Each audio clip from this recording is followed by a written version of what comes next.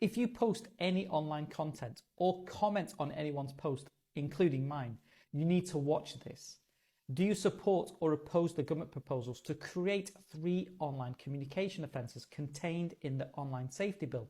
Let me first outline the 3 proposed offences. Firstly, the government proposes the harmful communications offence. Under this offence, the following elements would have to be proven in court. A defendant sent a message, letter, article, electronic communication.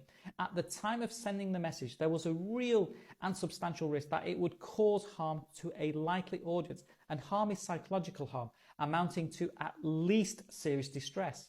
The person intended to cause harm to a likely audience, and the defendant had no reasonable excuse for sending the message, which must include consideration of whether the message was or was intended to be a contribution to a matter of public interest.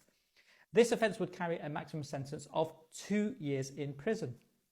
So, for example, the proposed harmful communications offence seeks to criminalise cyber flashing, the sending of unwanted naked images and other distressing content such as revenge porn.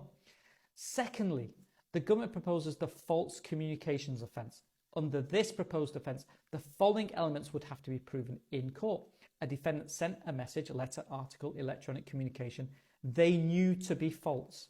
The defendant intended to cause non-trivial psychological or physical harm to a likely audience, and the message was sent without any reasonable excuse.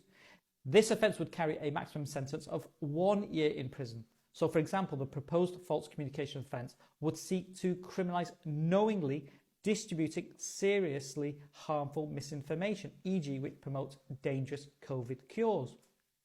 And thirdly, the government proposes the threatening communications offence. Under this offence, the following elements would have to be proven in court. A defendant sent a message which conveyed a threat of serious harm, and serious harm includes serious bodily injury, that is rape, assault by penetration, and serious financial loss.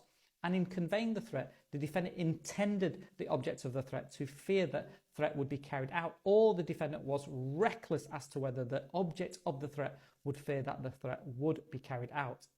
The offence would carry a maximum sentence of 5 years in prison. So, for example, this proposed offence would seek to criminalise online harassment, violence and threats, which is criminal in the real world. The government argues that these 3 proposed new communication offences are needed, ensuring communication offences reflect the modern world, which updated laws to tackle threatening communication online, as well as criminalising cyber flashing. However, organisations from open rights groups to Big Brother Watch have concerns, summarised as follows. Overregulation of online content would lead to censorship based on broad and vague definitions, e.g. what does harmful for adults to view mean, and what does serious distress as compared with less serious distress mean.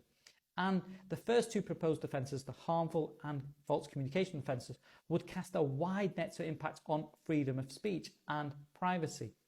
The Online Safety Bill is a mammoth bill proposing a wide range of duties on service providers, criminal offences and safeguards, which I intend to post more about in the weeks to come. But for now, what do you think about the proposed communication offences? Do you support or oppose the proposed 3 communication offences? Feel free to comment, follow, like and share.